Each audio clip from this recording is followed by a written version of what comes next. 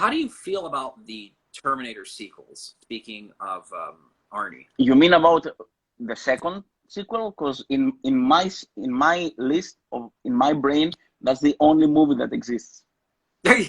Yeah, no, Judgment Day, nothing else. that's But if you want to talk about this, then I can see why 3 exists. It was a vehicle, it was means for Arnie to go back, to go become a governor. Without this, it wouldn't have been a vehicle. He made this, it was big, it wasn't as big as they wanted, but it was big enough to have his name rolling, and then immediately he dropped out and he did the governor thing, if I am not mistaken. you're 100% right. That's Yeah. what. So I understand why this exists. As much as people don't like what I'm about to say, man, the 4th one, I liked it. Okay, so here's kind of where I'm at on that. So I think that Terminator 3 at that time, which is kind of how you're explaining it, is going back into the mindset and living in the year that that movie came out and all the context that surrounds 2003. You know, James Cameron said he was never going to do another one. And I know he does it to this day. And they couldn't, for whatever reason. I think he was having some very serious drug problems. They weren't able to get Edward Furlong back. Edward, yeah. So we have 2 major issues right there that, well, no, we'll call them challenges. So you have 2 major challenges that you have to get over in making Terminator 3, but you have one amazing ingredient, and Arnold is willing to be back. So they proceed to go, what can we possibly do with what we have available before this guy, he's getting out of Hollywood. And I think under those circumstances, Terminator 3 is a good sci-fi action flick. It's not on the level of 2, but for what they had to work with, and it's a good summer popcorn movie. That movie, it was not bad. It was not bad. You know, I don't hate Terminator Salvation. I don't even think I said it was a bad movie when I saw it. I actually went to the midnight showing. I was stoked to see it. Wait a minute. Which one is Salvation? The 4th one. Was that the one that you brought up earlier? It was the one. It's the one with Christian. Okay. So it's Salvation is the 4th one. McG, correct? That's the one. That's the. Okay. No. Yeah, that's the one I liked.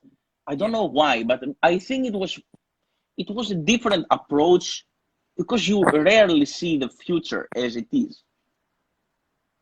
Right. And besides all the problems with the movies that we all know, all the gossip surrounding the movie and everything, I enjoyed it. I should go back and watch it again. I definitely had really high expectations when it came out because I remember that's another film that had great trailers. The teaser, I think, I don't know if it was in front of Dark Knight or one of those big movies, and it was just like 2 shots of actual footage, and the rest was like stock stuff, I think. But then they released a full trailer, and it had, I don't know if you remember this one, but it had a remix of the 9 Inch Nails song, The Day the World Went Away, and it shows this slow... Oh, I don't remember that. I don't remember that at all. Yeah, and it just had all these really slow motion epic shots, and you heard the na na na, but then they'd work in the... And man, I don't remember. Are you a 9 Inch Nails fan?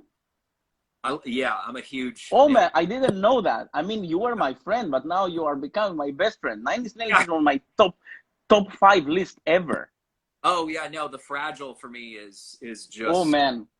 But that's a whole other thing, and that's just more having... That's a whole other thing. Yeah. Let's finish with the Terminator opinion, and let's go to, since we mentioned Christian Bale and Terminator 4, but what did you think about Terminator Genisys and the latest one? Terminator Genisys was one of those movies that for the first 20 or 30 minutes had me. I thought you were in for a real treat. I'm thinking, wow, this is something special.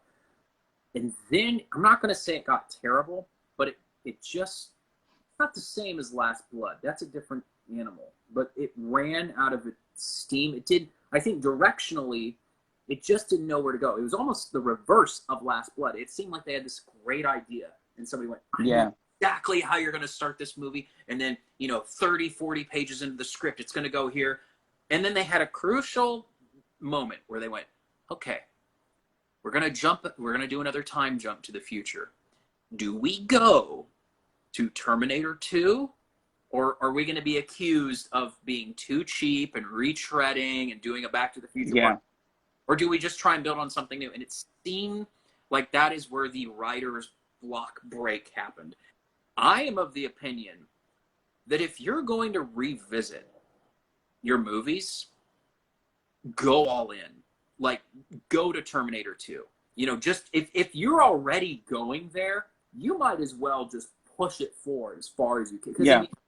If that's what the idea is here, go all in. I mean, you've got my attention, and I'm not saying that would have patched up the entire movie, but man, just imagine them trying to crisscross each other in Judgment Day. I'm with you. I am with you. I don't disagree. It's just that the variables are too many, and especially after watching the movie, could they have done it? I think it's. I think that Terminator 2 is one of these movies that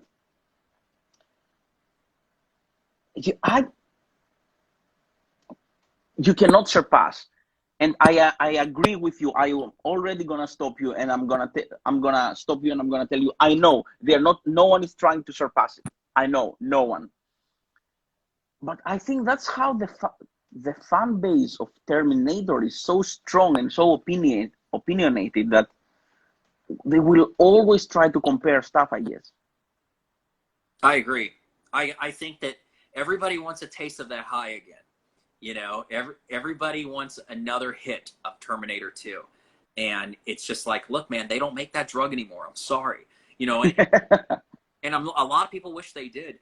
But I think the thing is, though, is having it's hard to acknowledge that, I think, especially with certain people involved in the production of it. Well, you were telling me before about Dark Fate, some things. So I think you really liked what? Yeah, so I think there's one thing about that movie that's been different and distinguished itself from Terminator 3, 4, and 5. It's one very simple thing, actually, and that is this. And it stands out to me in the first half of Dark Fate. I feel that there was a real effort being made. A real effort being made to try and make a Cameron-esque worthy sequel.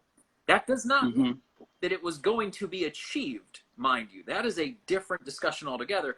I'm just saying that it appears that behind the scenes, in its pre-production, in the pitch meetings, that there was a real effort to try and get it close to that level as you possibly could, where I kind of feel as if the other sequels were acknowledging right off the bat, hey, we'll never be able to touch this, but let's go ahead and make something really fun and entertaining. I think with Dark Fate, they were swinging. They were swinging for something to be a very worthy successor on the level of possibly even being great. I don't think it was great, but I sense that there was something going on there. And I think it's the second half of the movie where it starts to fall kind of into where the previous sequels landed, 3, 4, and 5. Doesn't mean it's bad, but it's just, it kind of falls into that a little bit more, especially the end. So do you think that Tim Miller started something and then there were either Cameron or the studios who interfered and something happened? I think that's exactly what happened. And I wasn't sure at first, but he came out not long ago, it may have been early this year, and spoke to that a little bit. He'd only say a few sentences on it, but that him and Cameron apparently butt heads creatively. They then followed that up with very nice things to say about each other, because Cameron, I guess, had to respond, or it may have been the other way around. But there was some creative tension as to what exactly to do at certain points and where to go. It could be. It could be. It's not that I'm not a fan of Tim Miller, but I don't know what he has done besides the Deadpool things. I don't know. I mean, and from what I see here, it's like he only did Deadpool, and he was the executive for Sony the Hedgehog. Sonic the Hedgehog, he was a producer? Yeah, he was the executive producer there. Well, he made some good money with that. Yeah. That was a smart move. Yeah, I can see it now with Dark Fate because, again, they've been trying very hard with all the sequels to just appeal to the fans of the first two movies. With Dark Fate, it is announced on a level that it's almost like the beginning, the first 20 or 30 minutes we talked about with Genisys, where they really are like, hey, you guys, we want you back. And Dark Fate made that effort. I think, though, that it's somewhere around the halfway mark or so, maybe a little before, where it starts to turn into something else.